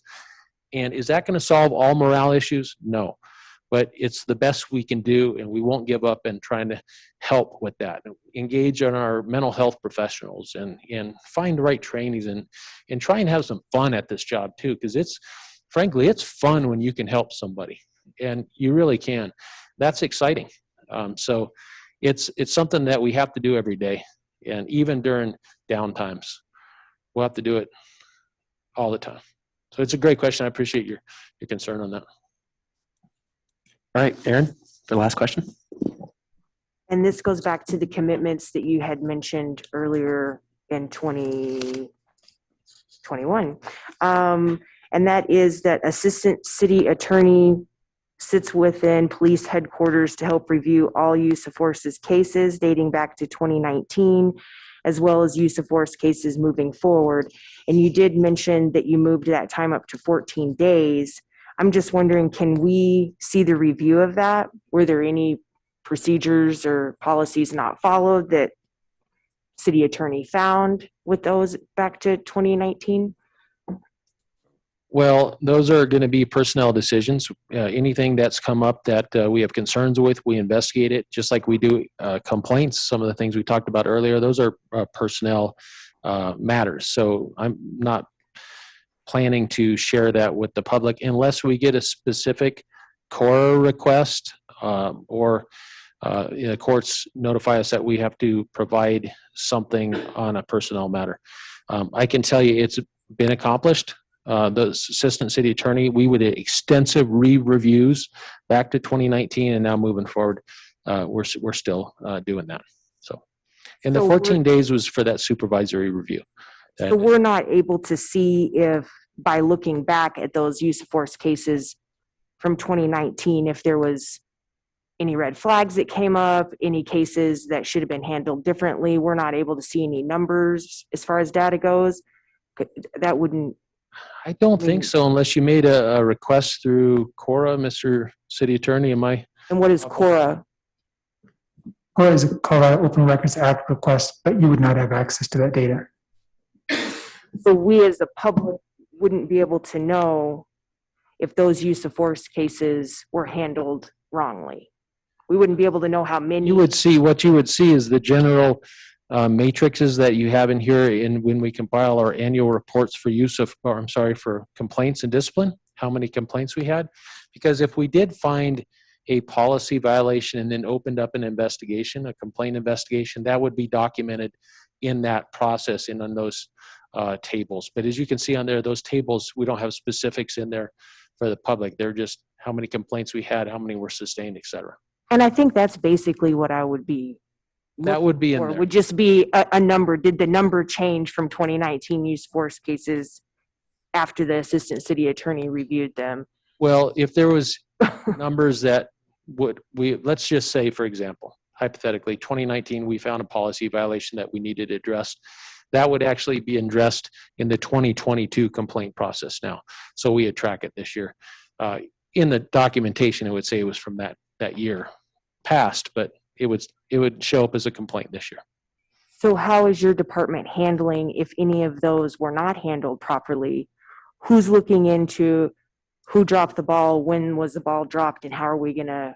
The same process that we would do any complaint investigation. If we see policy violations or alleged policy violations in there, we would open up an investigation to handle it just like we would if you called in today with a complaint on a police officer. Okay, thank you. You're welcome. Real quick, Natalie, before you get your follow-up question in, Manager Adams, did you have your hand raised, or is that the same hand that's been up for a while? It's the same hand that's been up for a while that hasn't been recognized, but yes, I do have a couple questions and comments. The first one is, we appreciate first Commissioner Black's comments so much because she done some work on identifying some comments that we stated as a city or the department did. And she said, can we go back and explain those and what has been done in each case? And I know she's asking questions tonight. We view this as a separate presentation, which was on page 28 of our packet tonight, because it's so important and there is a lot of good information that we can share with the group. We are working on a response for each one of the comments we made and what we've done about it since. And I think that some of these things will be captured in that discussion. The second thing, of course, is that you had asked about in a previous meeting to hear and be walked through the blue team process. And so the chief has done a good job of kind of talking at that at a high level, but we also envision another time where the chief will come back, in addition to the one on what was done with the public and the press, will come back and explain and go through with his team the blue team process and how that works. We had viewed those as two separate later following presentations that we're working on right now.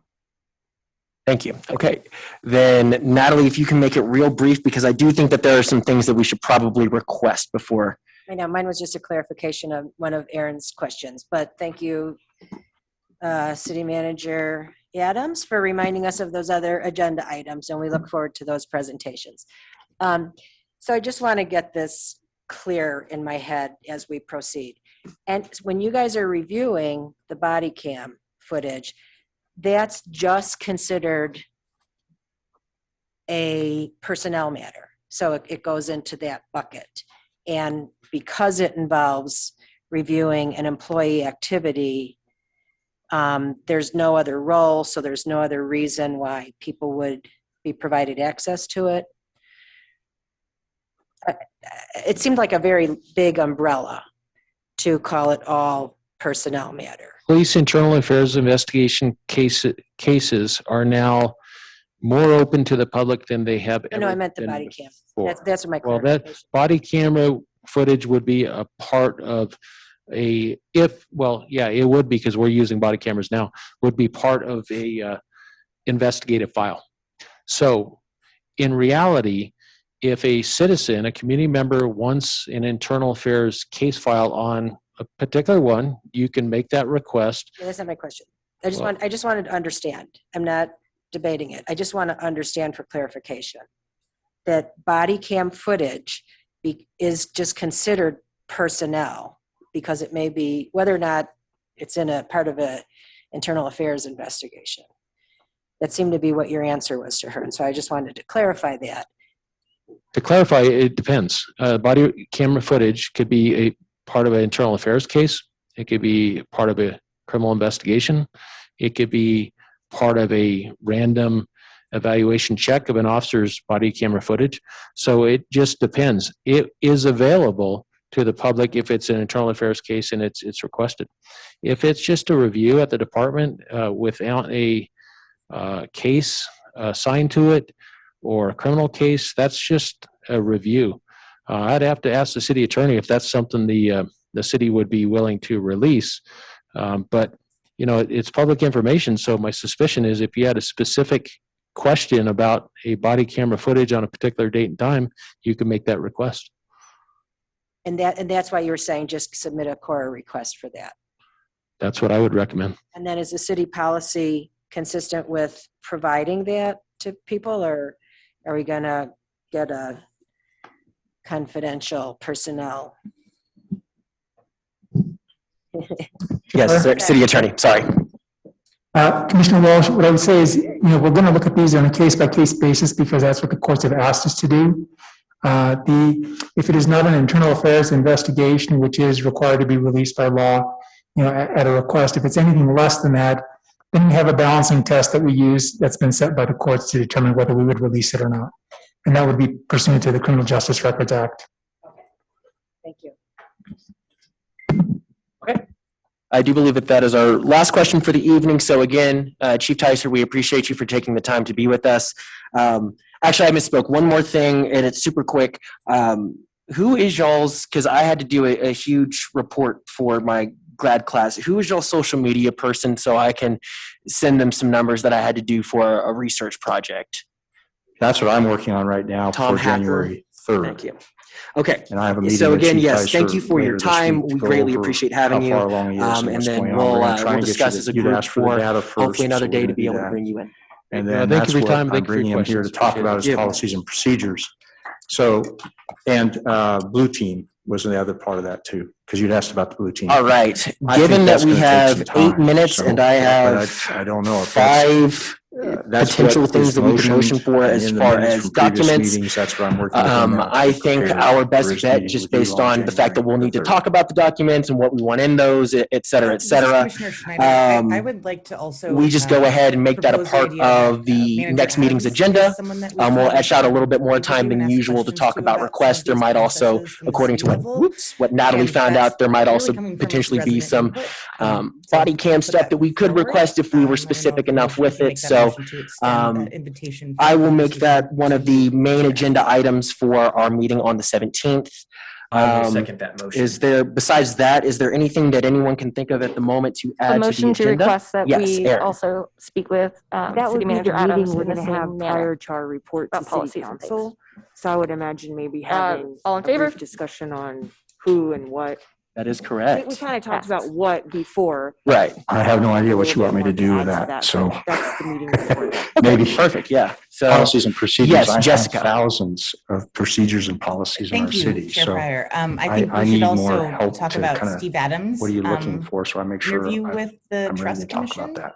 We'll be able to get the information to you Um, closer to time as it stands potentially right that now. could I don't happen think that on we the have all of 17th. those questions off the top of our head. Okay. Keep in mind that it's a holiday so time yeah, period. yes, and some Shane. of us are actually on vacation during this time period, so. Just something to think I about, understand. and I can do We're not this if the necessarily commission saying would that you like. have to come in on But January we only 3rd saw to do one all level of this, but of we're all just this saying that we're together. sending this to you. And we have, Thompson Valley has a whole other level that we interact with the police department that might be beneficial that I could put together for the commission of how we respond with police officers to mental health, to crisis, to alcohol, to drugs, to dementia type stuff. So something to think about in the future if it's next meeting or they're on, something to add to that, because there is a whole other level and layer of first response to these kind of crises. So So what I'm hearing is first priority being, what are we going to talk about at the city council meeting?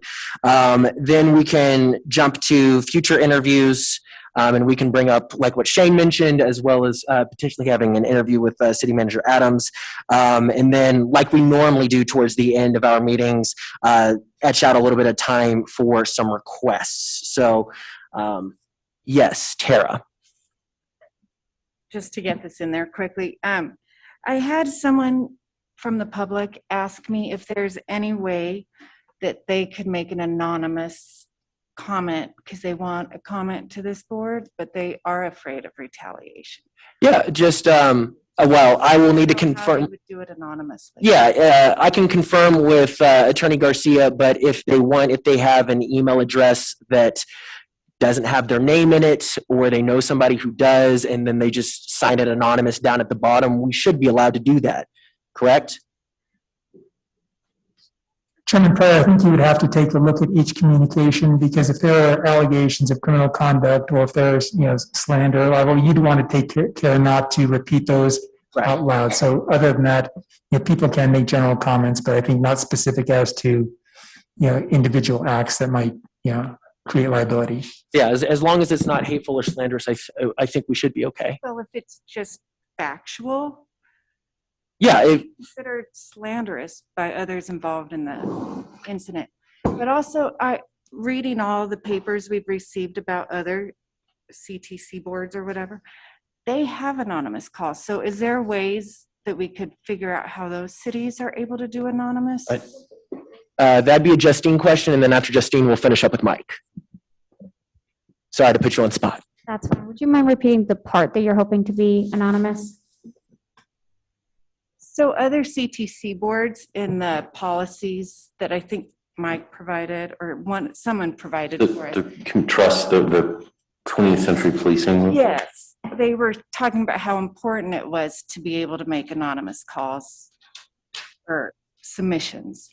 So, but I don't think there's any way that the public can make a submission to us anonymously. So, and I know there are some people in the public who would like to make comments to us, but are afraid for retaliation. So the three methods you have for public comment include the email, phone, or coming to the meeting. Obviously, that being the least amount of anonymity you could have. So with that, I mean, the methods that they use, whether that be an email could be created just for individual purposes. They could call from a number. We don't keep track of the phone numbers that call in for the meeting over on the attendees side. And so I hear the concern about there wanting to be a level in anonymity, but we understand that when people come to council meetings and say they're a Loveland resident or not, that could be truthful or not. So we don't do follow-up or research and was that claim truthful or not. We just kind of assume that what they're saying is honest, but there are opportunities for people to not be honest in the way that they're giving their comment. And so I think right now we ask people at the council meetings to identify if they're a Loveland resident. I don't believe we ask people to necessarily identify names via public comment. I know we've had people submit to council without a name. They'll just say they're a Loveland resident. So that's happened before. We don't have to disclose anything publicly for the record either. Chair Pryor, can I make a really quick comment? Real quick, I think Mike had a follow-up question as well. Sorry, Mike. No, I just as a it's just a clarification. Well, actually, just a potential solution, because I know it's challenging when you hear things. But I would think that if there's comments that come in anonymous, that it would be, or that comes in through, I would leave it to the judgment of the board members to share those. That they share that under their seat, I guess, and use their best judgment, because I do think. I mean, having read the RH line for the last decade and what anonymous comments, the quality and the vitriol, I'm a little reluctant, but that's why I would suggest, I mean, if there are comments that come in that we would share as board members that are identified from community members that were unwilling, as opposed to just having somebody, go through some other process. So that at least that way there's an accountability through whatever commissioner chooses to share that. So, Jessica, I apologize. We're pushing right up to 8:30. So, Okay, great. Now- I affirm what Commissioner Scholl said. what was that? I confirm, or I affirm what Commissioner Scholl said. Gotcha. Perfect. Okay.